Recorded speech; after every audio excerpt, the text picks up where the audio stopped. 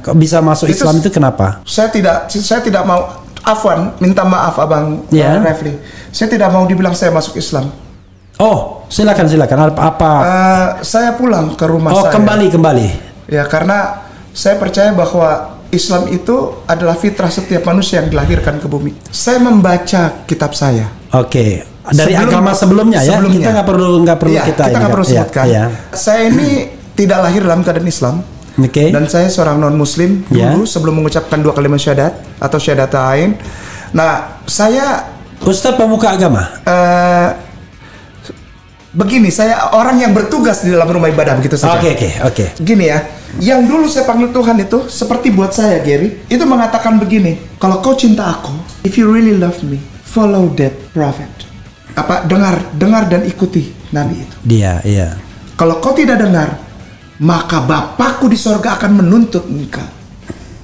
Luar biasa. Saya dulu saya adalah murid dari tuan guru saya yang sangat aku cintai, namanya sudah almarhum beliau. Ya. Kayak Teuku Zulkarnain. Oh, Teuku Zulkarnain. Nah. Sih. Jadi beliau bilang sama saya, waktu kita ada di rumahnya Habibuna Rizik Syihab yang di Mekah.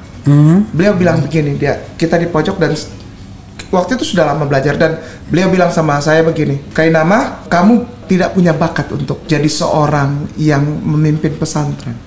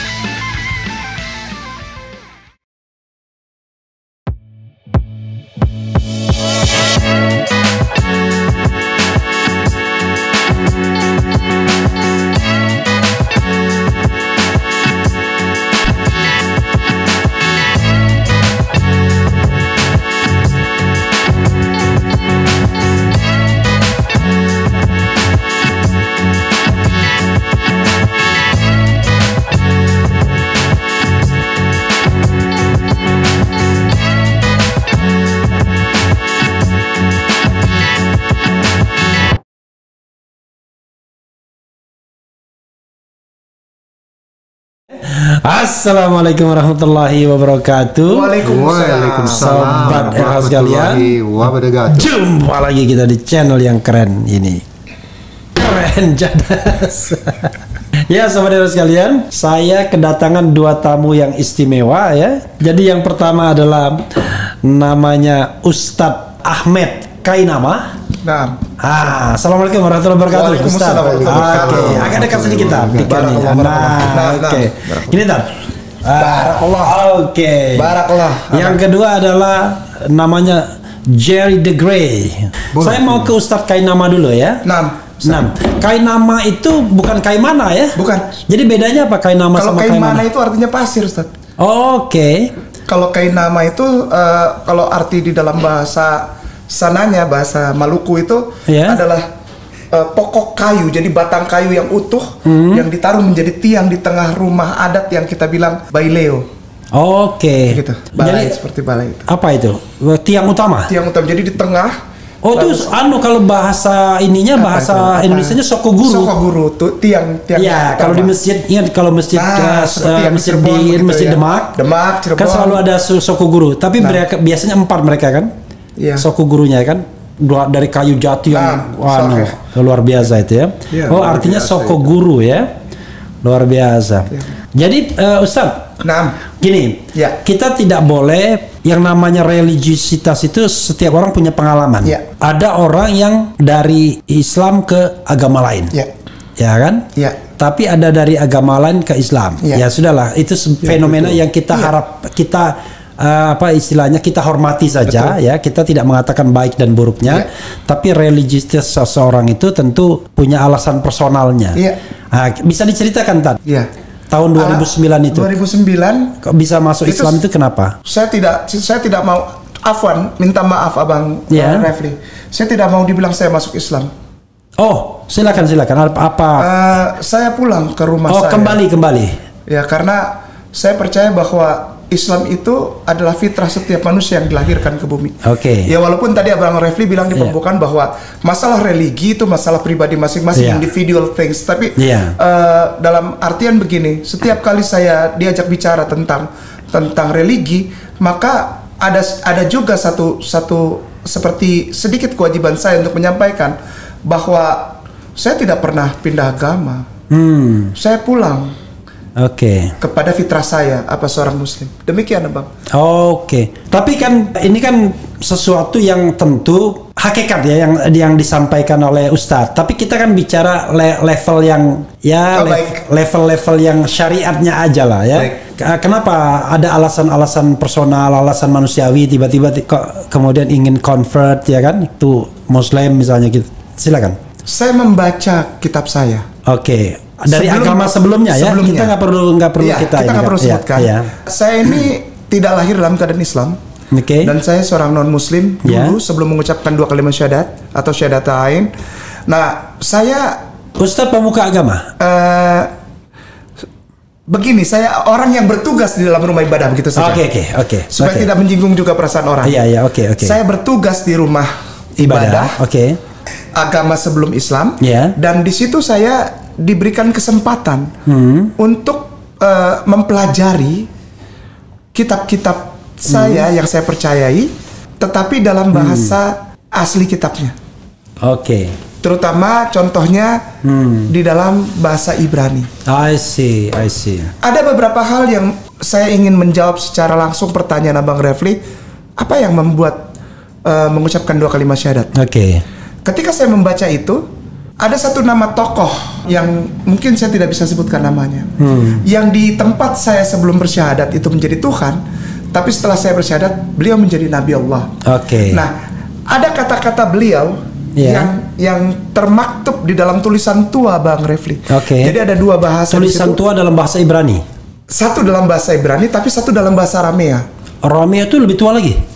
Bisa dibilang demikian. I see. Nah, Aramea ini, tapi bukan Aramea saja. Aramea ini. Ustadz bisa ngerti Ibrani?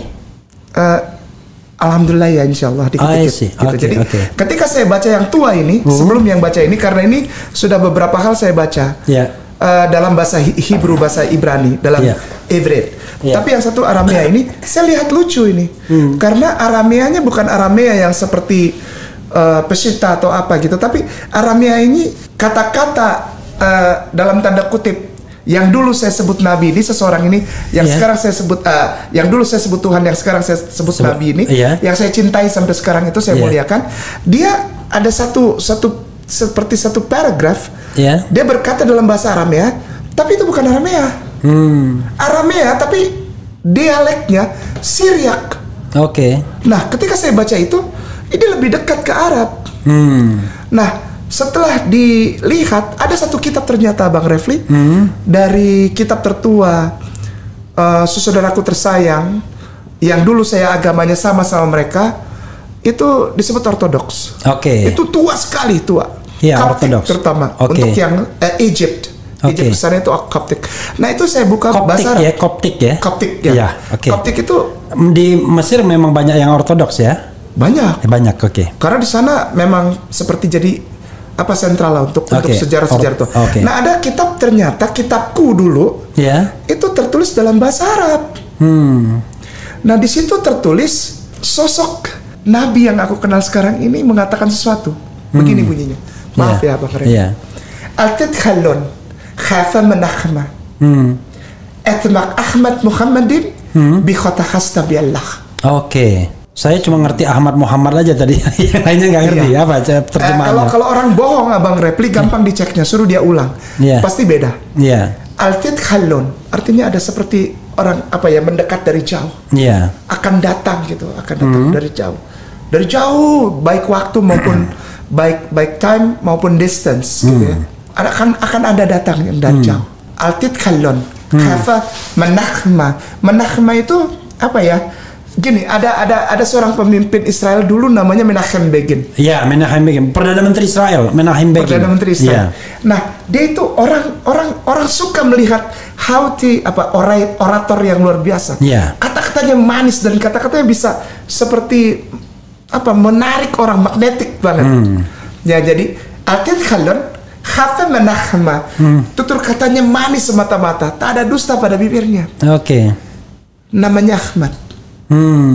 Muhammad yang im itu plural untuk majestic.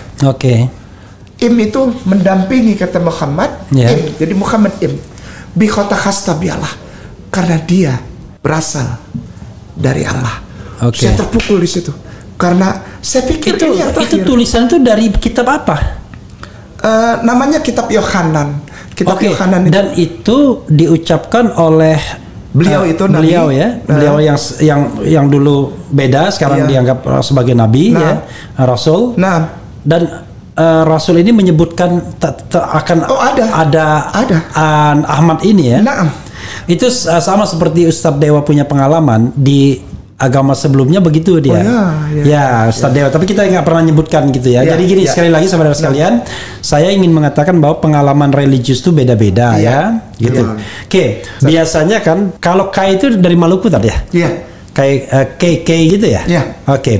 Itu setelah masuk Islam 2009 itu, apa yang terjadi? Biasanya kan ada tentangan keluarga. Itu jelas. Kadang-kadang saya tidak mau nyawa, kadang-kadang lalu sekarang Ustadz kan dikenal sebagai pendakwa. Jadi gimana jalannya setelah itu cerita sampai jadi pendakwa? Jadi ada satu tempat saya datang untuk belajar kitab saya sebelum Al-Quran. Terutama bahasa aslinya, dan ketika pulang dari belajar itu, sudah haji juga ya Ustadz ya? Belum. Sampai sekarang? Enggak. 2011 saya dapat undangan pertama ke Arab Saudi. Lalu ulangnya itu 2017. Itu 2017 saya haji juga. Tapi bayar sendiri. 2017 itu dapat undangan, waktu itu masih kita punya syekh yang duta besar itu. Jadi Ustaz doakan saya itu dapat undangan juga, insya Allah ya, amin. Insya Allah dapat. Amin. Mudah-mudahan didengar. Amin ya Allah, amin. Gimana? Jadi pulang dari tempat tersebut ya kita nggak bisa sebutin, pokoknya bukan Indonesia. Saya pulang dari sana, tiba di Indonesia, saya langsung naik taksi dari Cengkareng, naik taksi ke Masjid Al Apa. Bersyahadat di sana. Nah, bersyahadat di sana waktu itu masih ada beberapa para kiai. Nah, setelah itu lalu saya di bawah karena tahu ada beberapa hal yang fisik. Tapi sorry, saya ulangin sedikit ya. Tadi setelah ada kata-kata yang tadi ya akan datang Ahmad gitu, itu kan bikin shock Ustadz ya. Masih ada 4 lagi Ustadz. Shock itu. Ada 4 lagi yang seperti itu. Ada 4 lagi. Bukan hanya satu. Bukan. Lalu gimana? Shock sampai masuk Islamnya. Shock, akhirnya saya gini ya. Yang dulu saya panggil Tuhan itu seperti buat saya, Gary, itu mengatakan begini, kalau kau cinta aku, if you really love me, follow that prophet. Dengar dan ikuti nabi itu. Iya. Kalau kau tidak dengar, maka Bapakku di sorga akan menuntut engkau. Luar biasa. Dan itu tertulis. Iya. This is not only my imaginary gitu. Saya enggak. Karena saya baca itu. Saya baca itu jadi saya dapat itu, orang bilang hidayah ada karena mimpi. Saya baca. Nah, setelah pulang lalu bersyahadat di Masjid Agung Sunda Kelapa, ada alhamdulillah bersama Ustadz Anwar Sujaran dan para tuan guru di sana. Pak Aksa Mahmud, maaf. Pak Aksa bilang. Pak Aksa dulu wakil ketua MPR kayaknya ya waktu tahun 2009 itu.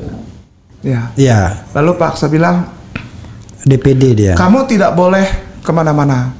Karena biasanya kalau mu'alaf itu orang tahu dan dengan posisi kamu itu kan geger Ustaz. Tahun 2009 itu. Geger itu. Saya jangan dipanggil Ustaz. Aminkan saja. Amin. Saya panggil Ustaz boleh? Boleh ya. Jadi begini. Itu geger. Agustinus Christopher kayak nama syahadat. Itu nama sebelumnya ya? Agustinus itu si K gitu syahadat. Itu geger tuh. Macam-macam caci makin macam-macam udah segala macam. Nah, Pak Aksa bilang begini. Ini sepertinya nanti akan banyak orang yang tertarik untuk ambil kamu untuk ngomong. Iya. Biasanya begitu. Kalau mualaf itu dan mualafnya bikin geger gitu, dapat banyak undangan. Itu pasti undangan. Iya. Paksa tidak boleh. Nggak boleh. Oh, tidak boleh. Tidak boleh begitu. Belajar. Pertama kali belajar itu saya alhamdulillah dibantu oleh namanya, saya sebutkan nama nggak apa-apa ya. Namanya Om Jose Asmanu. Kalau yang baik-baik nggak apa-apa. Ya, kalau yang kira-kira dia akan tersinggung apa jangan. Gitu. Namanya Om Jose, saya panggil dia Om. Iya. Namanya Bapak Jose Asmanu. Beliau ini wartawan senior Suara Surabaya. Nah, beliau yang datang ke Masjid Agung Sunda Kelapa berbicara dengan Pak Aksa dan para ustadz di sana, mengantarkan saya bertemu dengan almarhum Gus Solah. Di Tebu Ireng. Jadi saya belajar Islam pertama di sana. Berapa lama? Itu ya lewat beberapa bulan. Karena saya tidak nyantren, saya belajarnya di rumah beliau. I see. Termasuk belajar kalau bahasa Arab, belajar di mana? Bersama Ustadz Fauzi, almarhum. Profesor Fauzi di Masjid Agung Sunda Kelapa. Tapi ini mohon maaf ya, Ustadz sendiri udah punya dasar ya, maksudnya dasar dari agama sebelumnya kan? Iya, karena kita juga belajar bahasa Arab. Iya, jadi kalau sudah punya dasar begitu, lebih mudah itu untuk. Iya. Dia bukan orang awam sebenarnya, tapi orang yang sudah memahami agama sebelumnya, yang dalam beberapa bagian ada kemiripan kan sebenarnya dalam beberapa bagian ya gitu ya. Kalau tapi saya tidak ikut bilang kemiripan ya. Iya. Otentisitas. Iya. Otentik. Iya. Islam itu otentik. Nah, setelah belajar, saya pikir pulang dari Jombang dari Tebu Ireng tuh langsung enggak, saya masih tidur di situ. Saya tidur di lantai 4, Ustaz. Saya tidur di lantai 4 Masjid Agung Sunda Kelapa. Saya tidur di sana diberi tempat oleh Ustadz Anwar Sujana di sana. Di Sunda Kelapa? Di Sunda Kelapa, di Menteng situ. Iya. Lalu saya belajar lagi kepada Ustadz Profesor Kamil yang sampai sekarang masih mengajar di Ciputat. Saya belajar dan di situ juga saya diberi kesempatan untuk ikut ke Ciputat untuk ngajar timeline sedikit tentang sejarah. Nah, setelah itu baru saya jalan. Dan setelah kejadian-kejadian belajar itu, alhamdulillah sampai kemarin, Ustazi, Abang Refli, kemarin di Manado. Kemarin itu kemarin benar? Beberapa hari yang lalu. Saya dari Sangihe Hatta Laut, itu saya bertemu orang, Allah izinkan untuk ngobrol. Dia dari saudara kita Kristen. Dia orang penting juga di rumah ibadah mereka yang tersayang, yang aku hormati. Kita ngobrol dan beliau mengucapkan syahadat. Dan beliau ini mengucapkan syahadat menjadi orang yang pas kemarin itu. Jadi sekarang sudah 1.250 orang. Asalnya yang Ustadz Allah izinkan ngobrol sama saya dengan perantaran Ustadz. Syahadat. 1.250 orang dan berasal dari 14 negara yang berbeda. Ada negara lain juga? Ada, banyak, Ustaz. Kalau negara lain jadi syahadatnya dalam bahasa mereka, bahasa Inggris. Misalnya di Amerika atau di Inggris atau di misalnya di Singapura atau di mana gitu ya. Tapi ada juga yang datang ke Jakarta. Kita ngobrol di Jakarta. Dari mulai yang Ustaz sudah keliling banyak negara sekarang. Belum lah, baru sedikit. Sedikit tuh 30. Enggak lah Ustaz sih. Dan alhamdulillah semuanya itu Ustaz tercatat. Dan ini selalu diajarkan oleh Tuan Guru saya di Masjid Agung Sunda Kelapa. Kamu harus ingat angka itu. Kenapa? Supaya kamu jangan macam-macam, Kiai. I see. Jadi ingatlah, kau kacau, di belakangmu ada adik-adikmu itu. Anggap aja adikmu itu yang Allah kasih buat kau. Ada 1.250 orang yang mengikuti jalanmu dan tiba-tiba jadi jangan aneh-aneh lah. Udah cintai aja Rasulullah, cinta saja. Jadi harus role model gitu ya. Iya, saya berpikir begitu kan akhirnya dan alhamdulillah semua yang dari 1.250 itu semuanya tercatat dalam sertifikat, baik dari Masjid Agung Sunda Kelapa, Masjid Atin Taman Mini, lalu ada Al Azhar Rawamangun, lalu ada juga dari Masjid Cut Mutia, lalu ada dari beberapa lembaga di Indonesia termasuk MUI dan Dewan Dakwah Nasional. Karena kemarin alhamdulillah tahun 2021 saya menerima penghargaan awards dari Majelis Ulama Indonesia, lembaga dakwah khusus Kristologi. Demikian. Dari Tuan Guru Kiai Profesor Khalil. Khalil Nafis ya. Jadi sekarang aktivitas yang paling menonjol itu dakwah, ada pesantren, mungkin bisa diceritakan? Tidak. Di mana pusatnya, lalu apa yang ingin dicapai atau yang ingin dituju? Syukran katsiran, jazakallah khair. Dengan mengucapkan Bismillahirrahmanirrahim, Abang Refli, saya dulu saya adalah murid dari tuan guru saya yang sangat aku cintai, namanya sudah almarhum beliau. Kiai Teuku Zulkarnain. Teuku Zulkarnain. Nah, sih. Jadi beliau bilang sama saya, waktu kita ada di rumahnya Habibuna Rizik Syihab yang di Mekah. Beliau bilang begini, kita di pojok dan waktu itu sudah lama belajar, dan beliau bilang sama saya begini, Kainama, kamu tidak punya bakat untuk jadi seorang yang memimpin pesantren. Kamu tidak punya bakat untuk menjadi seorang yang berdiri di atas mimbar untuk ceramah Islam. Kamu tidak punya bakat jadi pendakwah dai Islam, tidak ada bakat kamu. Kamu dipilih Allah untuk dicintai Allah dan Rasulullah supaya kamu bisa mengabarkan kristologi secara proporsional di Republik Indonesia, agar tercapai kembali Kainama satu pemahaman baik dari saudaramu muslimin wal muslimah maupun dari yang Kristen and Catholic. Karena ini yang saya pegang dari Kiai sejak tahun 2017 terjadi seperti ada retak, terutama antara agama Kristen Katolik dengan agama Islam di Indonesia. Sehingga timbul lagi kata-kata serta diksi atau terminologi agama mayoritas dan agama minoritas. Sebetulnya 2017 sebelumnya ke belakang itu tidak pernah jadi big deal gitu. It's not a big deal gitu. Because karena because of Jerry Gray. Karena no, it wasn't my fault. No, it's not your fault. It's just reflect gitu.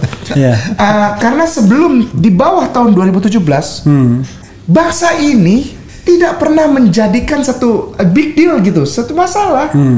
Minority, majority itu tidak pernah jadi masalah. Kenapa setelah tahun 2017 jadi masalah?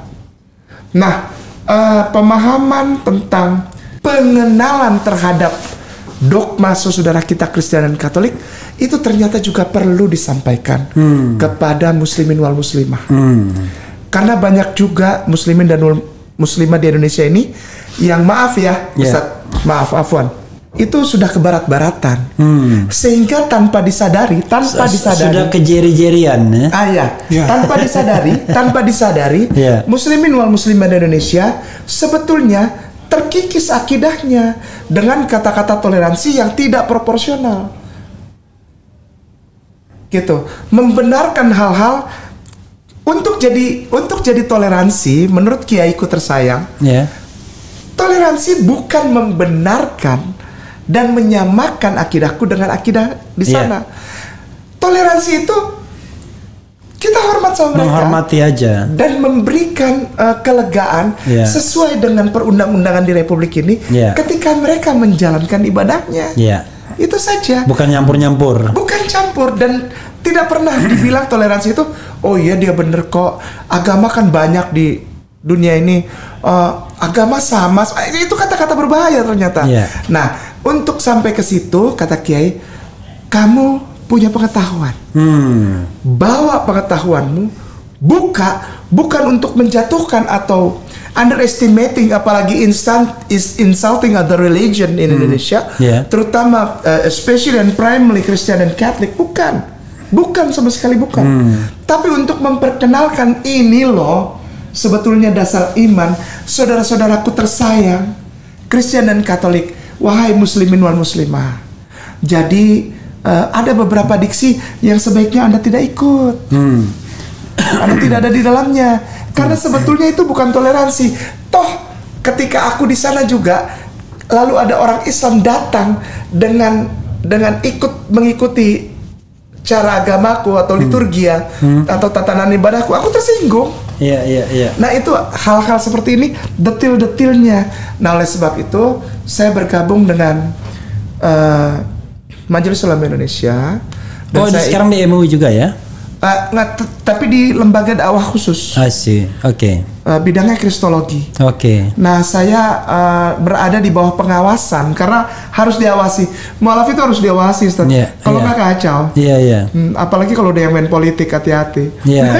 Maksudnya begini, jangan melenceng gitu. Nah, saya di bawah pengawasan Ustadz Abu Didat di Dewan Dakwah Nasional dan Ustadz Fadlan Geramatan. Oke. Lalu setelah beliau, saya punya Ustadz Nababan yang di Serpong. Oh, itu juga sebagai pengawas saya. Ustadz Nababan kan juga mualaf. Iya. Pernah kesini juga? Oh, alhamdulillah. Pernah kesini. Kita ngomong 2,5 jam, 2 jam lebih kayaknya. 1,5 jam. Dia undang kita. Dia untuk audiens. Saya melihat itu. Iya, baru Ustadz Nababan. Lalu ada saya tidak bisa juga lepaskan untuk menyampaikan bahwa saya juga begitu banyak dapat masukan yang baik dari Habibur Narisib Shihab. Karena biar bagaimana saya sangat menghormati beliau. Lalu orang berikutnya yang juga sepertinya saya merasa kurang kalau tidak saya sebutkan. Tuan guruku tersayang Bapak Alam Syah Hanafiah. Oke. Lalu Alam Syah Hanafiah lawyer kan? Iya. Tapi dia jadi penuntun saya, jadi tutor saya untuk bagaimana cara engkau bicara di YouTube tentang kristologi, tapi ikuti kerangka perundang-undangan. Oh ya, jangan sampai ada deliknya. Nanti ada delik itu. Nah, beliau jadi tuan guru saya. Lalu berikutnya adalah tuan guruku yang mulia yang udah lama, aku minta maaf juga. Namanya Syekh Yusuf Martak. Beliau. Saya sayang sama beliau dan beliau juga sayang sama saya. GNPF Ulama. Oh iya, GNPF Ulama. Iya. Syekh Yusuf Martak mungkin ada 2-3 kali ke sini. Ya. Hebat. Ya. Ada jadi 3 kali. Sekali di sana, 2 kali di sini ya, 3 kali Syekh Yusuf Martak. Lalu tuan guru saya yang itu sebagai role model. Itu harus hati-hati bicara dan kalau mau masuk sekalian tapi harus solid gitu. Harus kayak solid gitu ya.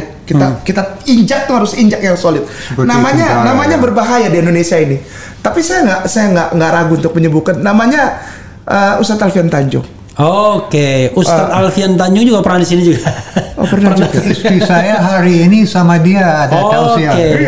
Istri beliau ada di sana, lagi ada tausiah. Jadi Ustadz Alfian Tanjung pernah juga ke sini dan berapa kali juga saya ketemu di luar. Gimana? Lalu ada, pokoknya saya akan sebutkan nama-nama ini. Tengku Zulkarnain tidak pernah ke sini, tapi saya bertemu di tempat lain di Jakarta sini. Oh iya. Saya 2 kali podcast sama beliau. Satu di tempat Fadlizon, satunya di Al Jazeera restoran. Jadi Al Jazeera ya. Iya, Al Jazeera terakhir itu kita. Itu kan tempatnya si Syekh Fard ya. Iya. Iya, baik. Lalu ada seorang yang orang bilang jangan sebutkan nama itu bahaya buat kamu. Saya bilang ya nggak apa-apa lah. Saya gimana ya, saya susah juga. Habib Bahar Smith ini gimana ya? Ya saya cinta aja gitu sama beliau dan saya kenal baik sama Habib Bahar bin Smith juga. Maksudnya gini loh, saya nggak mau bilang begitu. Pokoknya saya cinta lah sama beliau.